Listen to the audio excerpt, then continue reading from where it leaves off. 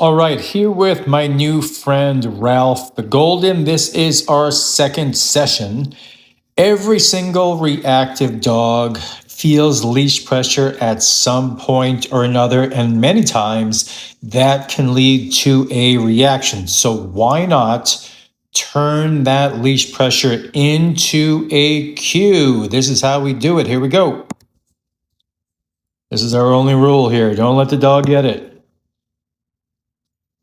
And I'll walk towards the food, and you can't see the food off screen. Sorry about my action pose there, but the food is right in front of the camera. As soon as I feel my dog has fixated on the food, I'm going to want to stop. I'm a little late here, but it's important to learn to know when your dog has fixated on food, on squirrels, on other dogs, on people, whatever. So as soon as they fixate, I should stop. Here we go. I'm late.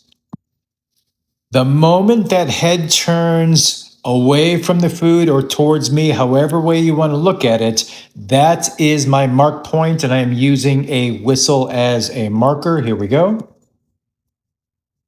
Food always is going to go away from the distraction. Food goes away from the distraction. Again, this is his first session. I'm going to stop and reinforce that choice. One more time. Okay, I choked up a little bit on the leash on that one. And you can see he offered the head turn sooner. I should have been on my game and taken that. I missed my opportunity, but live to fight another day. Here we go.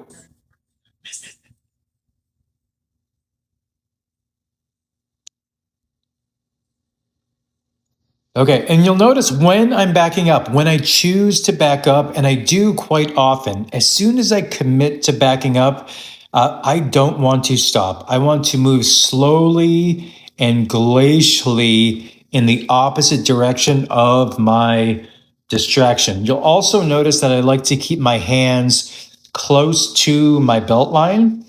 That helps me prevent using my arms to potentially pull him. I want to use and move with my body. Here we go.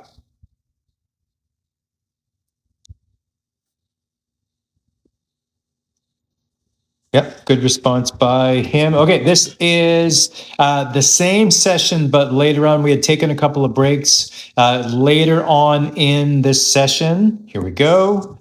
Watch his improvement.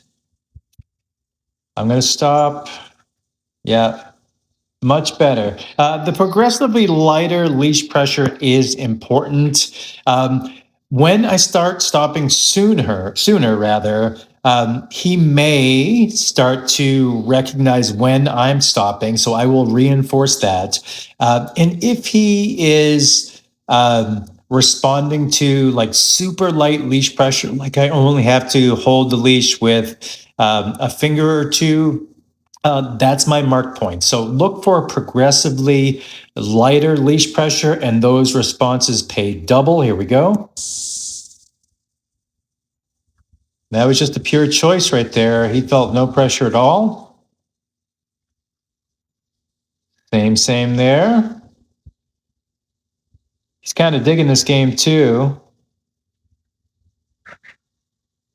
Got a little closer on that. I want to test him. This is simulating when we actually encounter live triggers. So it teaches the handler to know when to stop.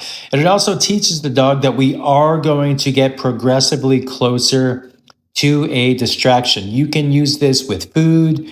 We're using high value food here. You can use toys. I recommend you switch out rather, whatever is in that bowl or whatever the distraction is. Here we go.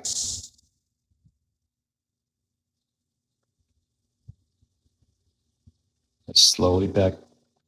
Okay, that was important there too.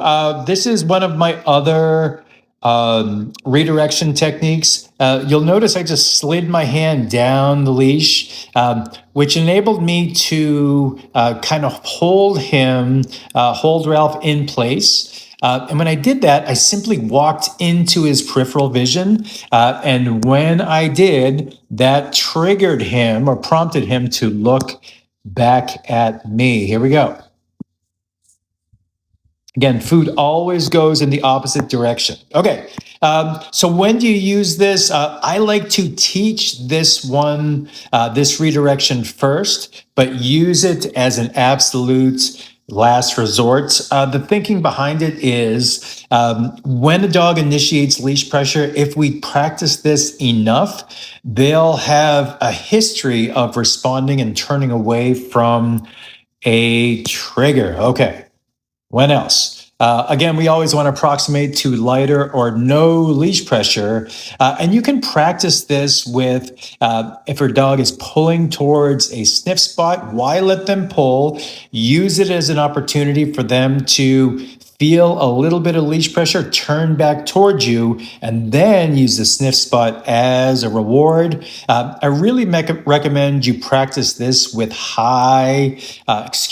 low intensity distractions, anything, your dog, a squirrel from a distance, a bag blowing by from a distance, whatever. Practice, practice, practice so you have it when you lead up to the big stuff. When you get to a point where you want to practice with more intense triggers, start from a distance, because if they can do it from 500 feet away, they can do it from 200 feet away, they can do it from 100 feet away, and what the heck, they can do it eventually from 10 feet away. Okay, if you guys have any questions, or if you are stuck with your training, you can send me a clip, a 30-second clip. I will evaluate it, send my thoughts, and hopefully get you pointed in the right direction. All right, thanks.